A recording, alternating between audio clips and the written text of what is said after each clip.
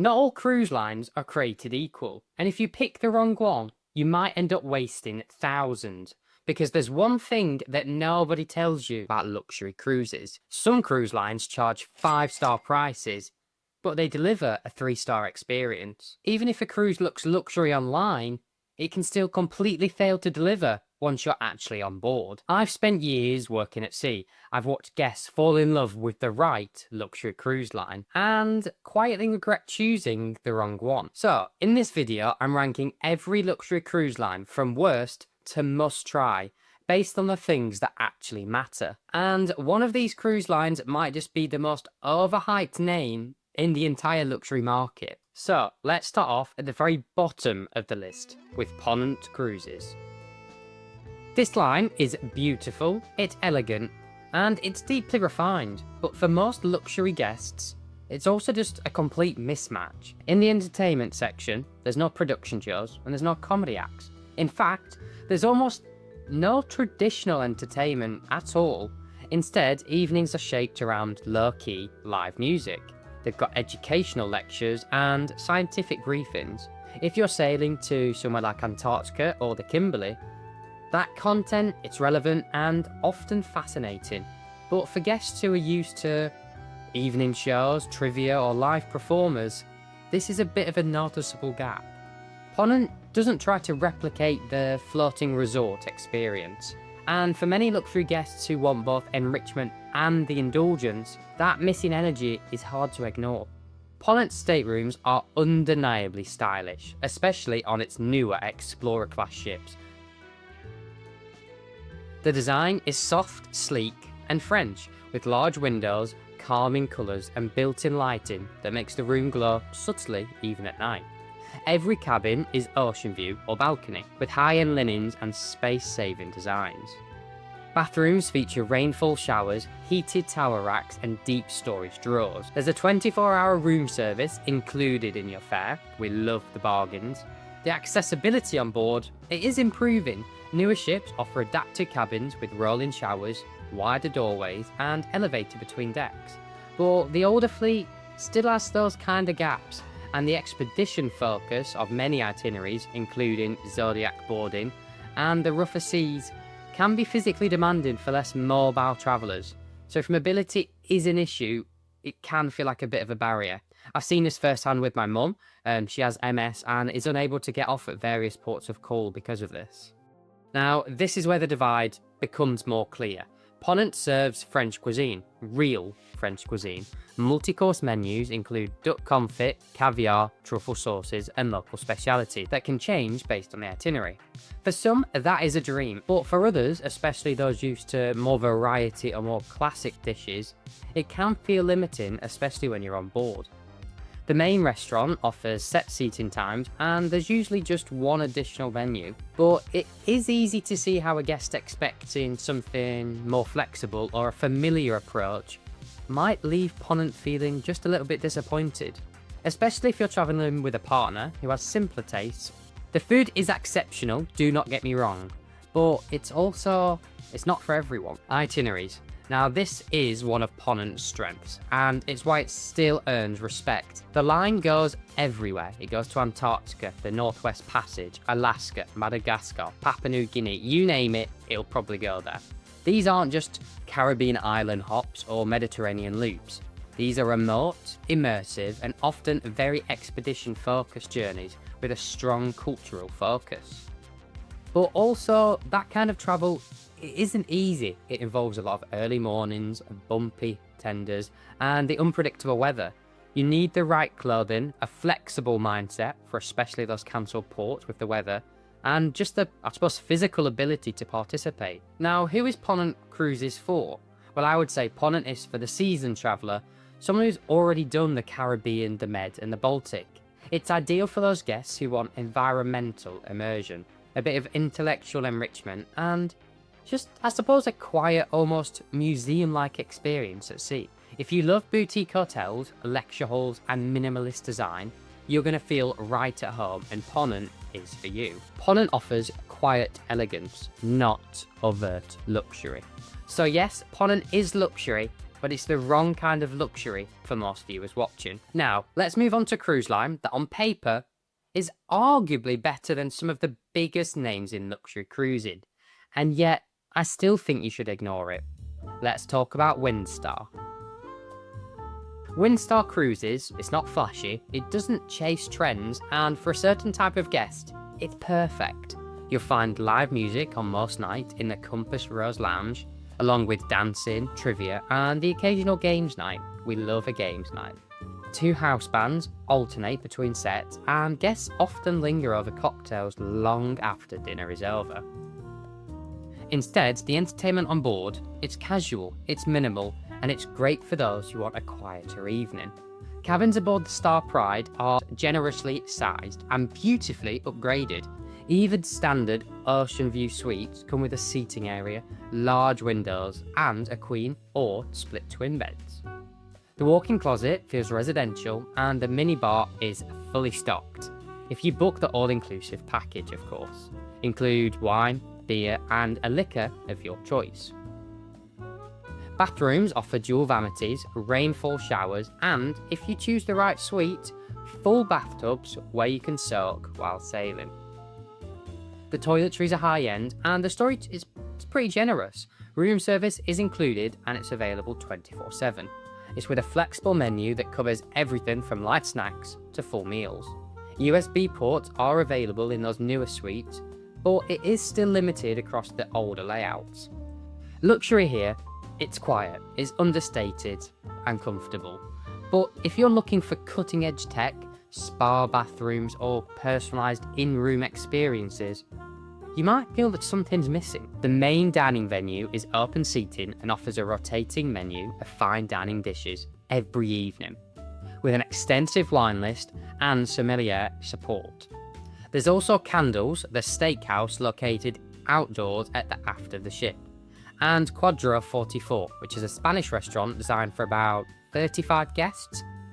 The tapas here is some of the most refined you'll see at sea. These venues require reservations though, and they do fill up fast, so if you want to get in, booking early is essential. During the day, Veranda serves as the main buffet for breakfast and lunch, with a few made-to-order dishes available. There's also Star Grill and Star Bar up on deck 8 for more casual fare. Things like burgers, lamb sausage and fries. It's relaxed, it's friendly, and it's very high quality.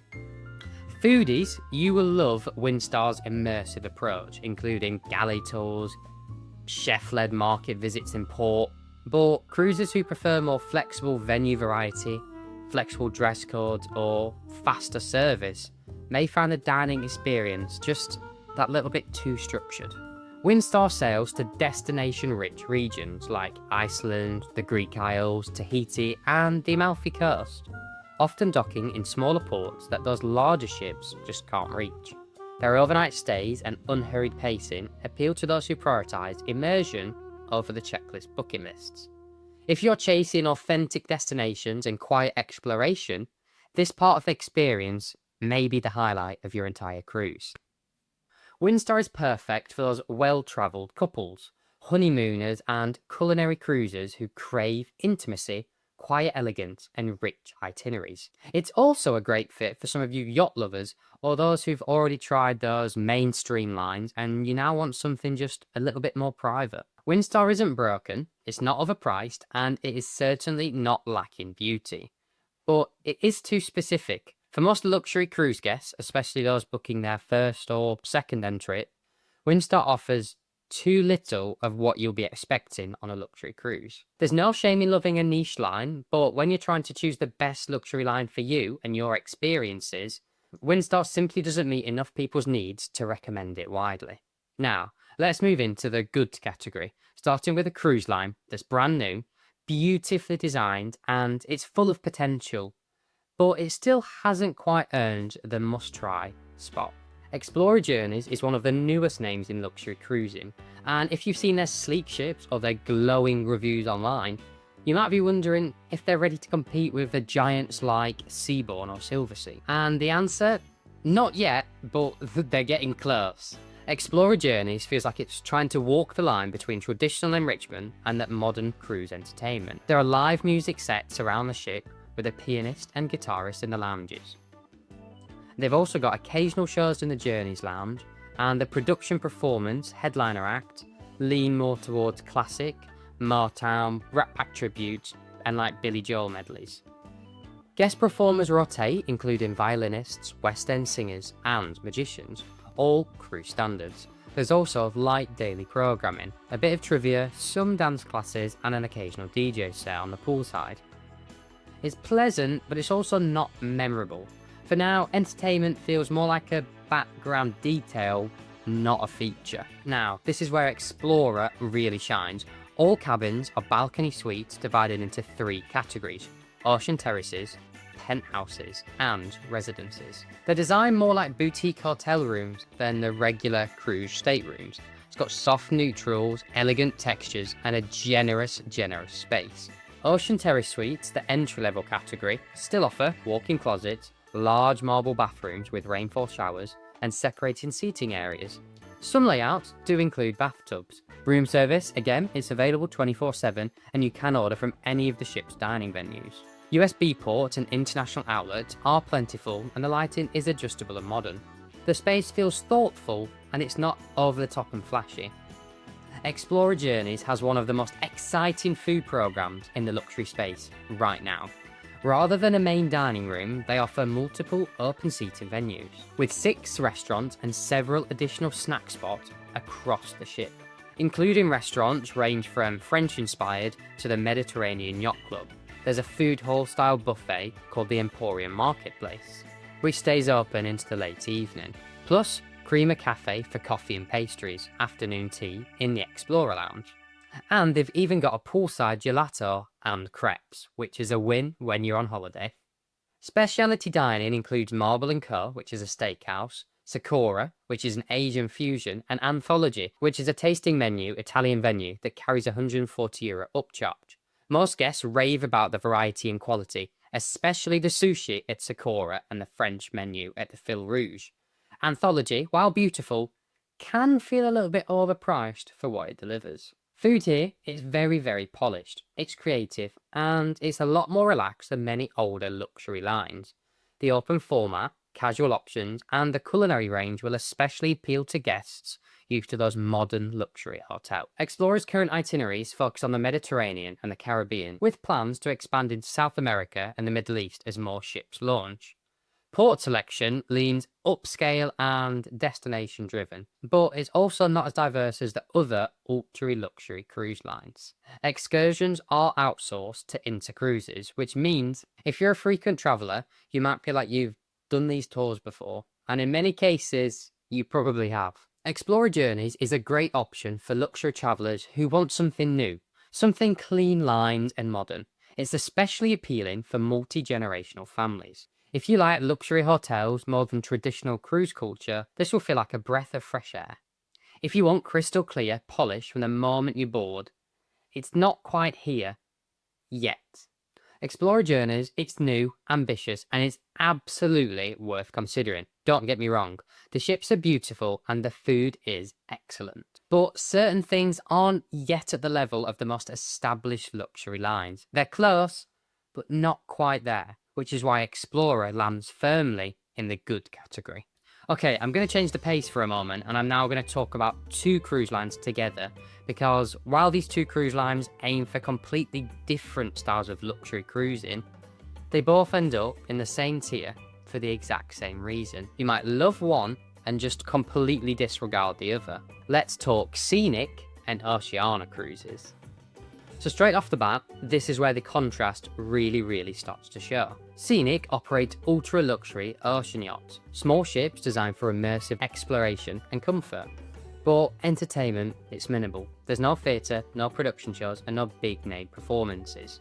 Scenic leans into destination talks, piano music, and lounge-style relaxation. It's intentionally quiet, and I really like it. Oceania, on the other hand, runs larger ships, especially with their newer Vista and Riviera class, and offers a much more traditional cruise experience. You'll find stage shows, musical acts, guest lecturers, and enrichment talks. perfect for guests who enjoy just a little bit of variety after your dinner. If you want a true theatre experience, Oceana will feel more complete, but if you're happy with quiet sophistication and a strong cocktail menu in both ways, Scenic's yacht-like vibe may suit you perfectly.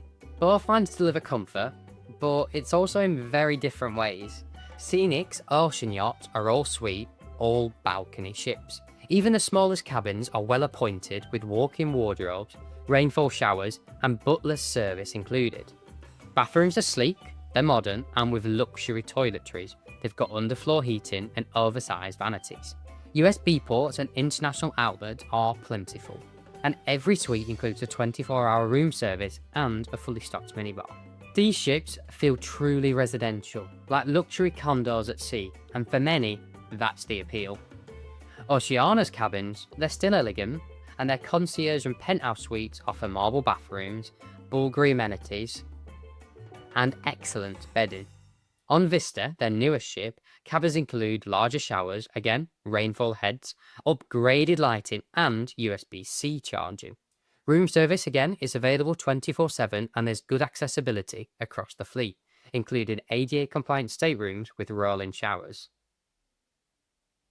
That being said, entry-level cabins on Oceana still feel like the traditional cruise rooms, not the suites that you're paying for. So the luxury feeling only kicks in, I would say, at the higher categories. Bottom line is, Scenic wins on cabins, but Oceana still offers strong value, especially in their upgraded tiers. Now, both of these cruise lines shine in food, and this is where the comparison gets interesting. Oceana built its entire brand around food, with Jackie Pepin as executive culinary director.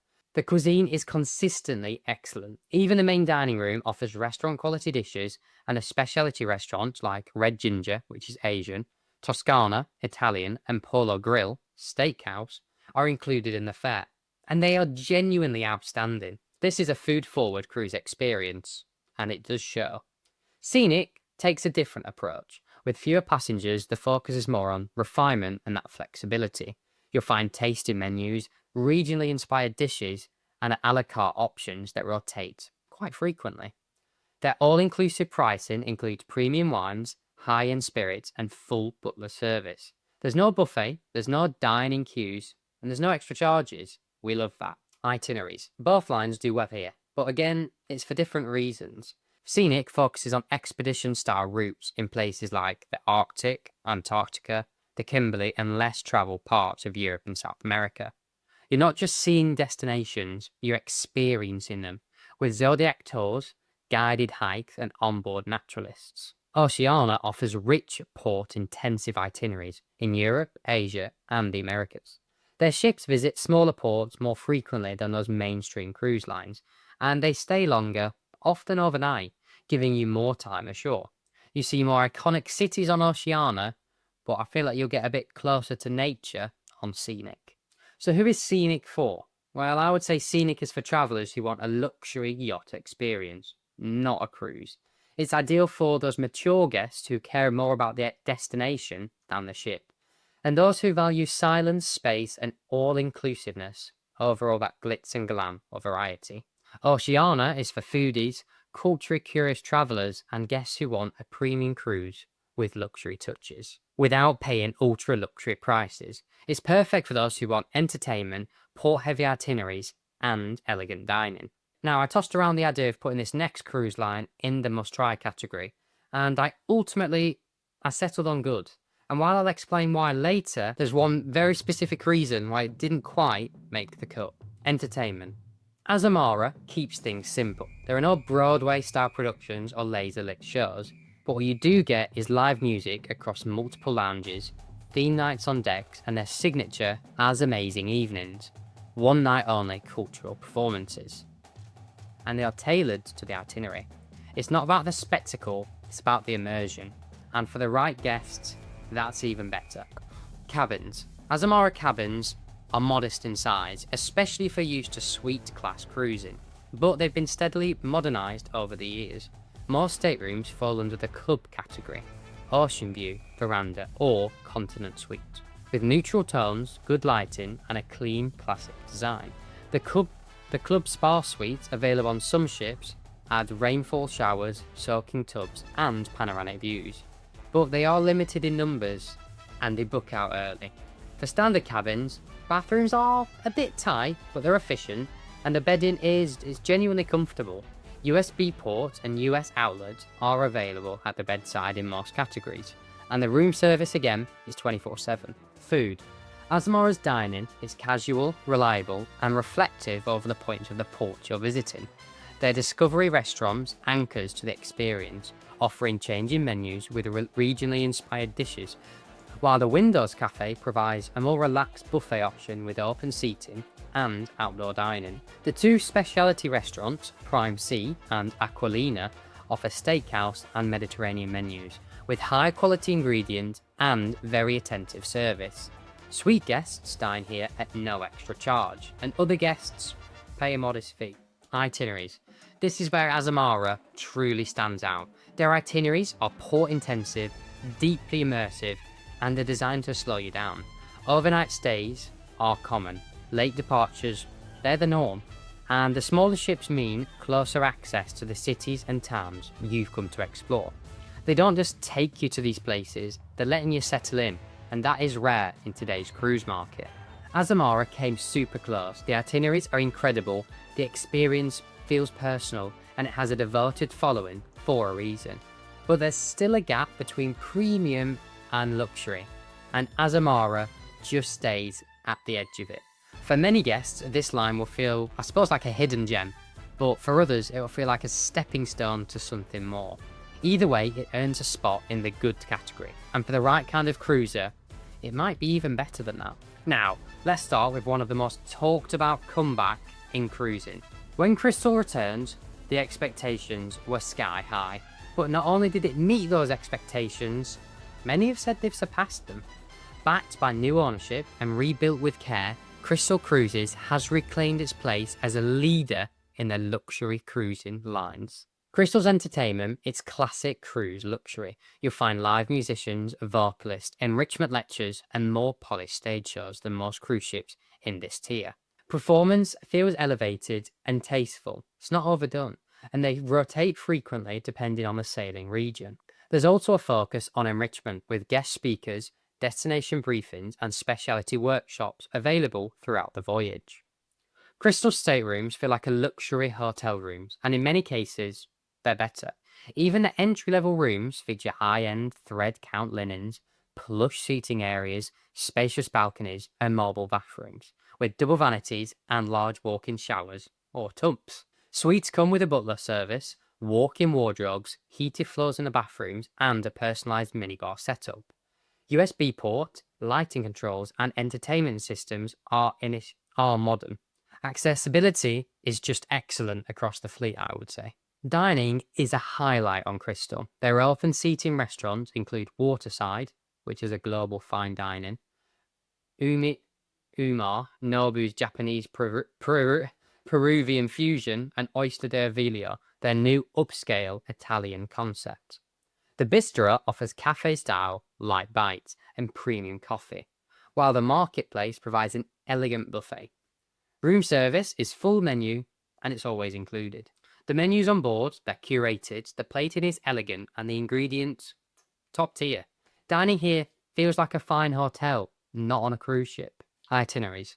Crystal sails classic luxury itineraries. Europe, Asia, the Caribbean, with the expanded options as the brand just rebuilds. Their smaller fleet means longer port stays and curated overnight visits. Who's it for? Guests who want timeless elegance, personalised service, and a refined onboard environment, Crystal is perfect for travellers who value a luxury experience just at sea. Why it is a must-try. Crystal has proven that comebacks can be done right, with deeply loyal fans and luxury enhancements across the board. Now, let's move to a cruise line that's been setting the bar for decades.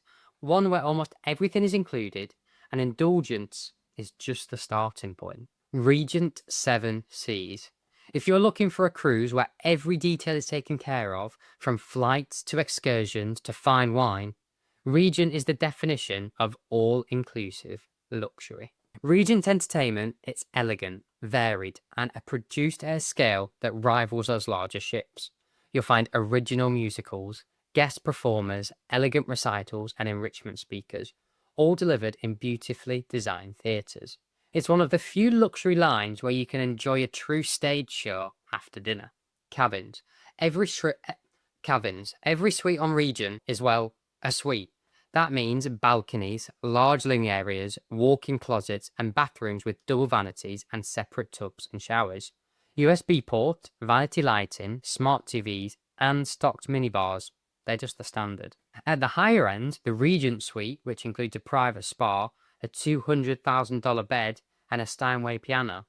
But even the entry-level rooms feel expansive and luxurious. Wheelchair accessibility suites are available and they are well designed for those mobility issues. Dining is elegant and it is consistent across all the venues. Compass Rose, which is the main dining, Prime 7, which is a steakhouse, and Pacific Rim is an Asian fusion. La Veranda is a casual daytime dining offer, which offers plenty of variety. All specialty restaurants are included with no surcharges. Service is very personalised and pacing is thoughtful, and wine pairings are carefully selected. Regent offers port-rich itineraries across the globe and includes unlimited shore excursions in every sailing. Now that's a key differentiator. The excursions are part of the fare, and you're encouraged to take as many as you like. Itineraries span in every continent, with strong coverage in Europe, Asia, and South America. Who's it for? Luxury travellers who want everything included, from pre-cruise hotels to guided tours. It's ideal for guests who value simplicity, comfort, and high-end consistency again and again. On the other hand, guests who prefer to, I suppose, build your own experience, you might find Regent, I suppose, a little bit too rigid or too programmed. Regent doesn't just promise luxury, it delivers it in every detail, with all suite ships, fine dining, global reach, and unmatched inclusions. It's the full package. Now, let's talk about a cruise line that has quietly dominated the luxury space. Seabourn is often described as the gold standard for small ship luxury. It doesn't shout for attention, it just quietly gets everything right. On board, Seabourn offers refined programming, intimate shows, guest musicians, and enrichment lectures, and live classical performances or vocal sets most evenings. It's not flashy, it's sophisticated. It's calm, and it's perfectly suited to the small ship crowd. Every suite on Seabourn is ocean facing, and most include private verandas. Cabins are spacious and serene, with walk-in closets, marble bathrooms featuring again double vanities, separate bathtubs and showers, and a curated minibar stocked to your preferences. You'll find things like the USB port, international outlets, and thoughtful touches like soft closed drawers and reading lights. Seabourn is known for its partnership with chef Thomas Keller, which adds real culinary weight to its restaurants. The grill offers elevated American classics, while the restaurant provides global fine dining in an open seating format. There's also the colonnade for the buffet, which is buffet-style meals made with two-order stations, a pop-up al fresco venue which comes up at night. On board, you can expect fresh ingredients, rotating menus, and wines that pair with each region that you're visiting. It's consistently one of the best culinary experiences at sea. Itineraries. Seabourn sails worldwide with a strong focus on Europe, Asia, and expedition cruises to the Antarctica and the Arctic. Their ships are small enough to reach boutique ports and the off-beaten-path harbours, with longer port stays and the occasional overnight. If you're a cruiser who values intimacy, polished service, and a classic luxury, Seabourn is perfect for you. Now, keep in mind, this list only covers the luxury cruise lines, so if you want the full picture from budget to ultra luxury, click here to watch that next.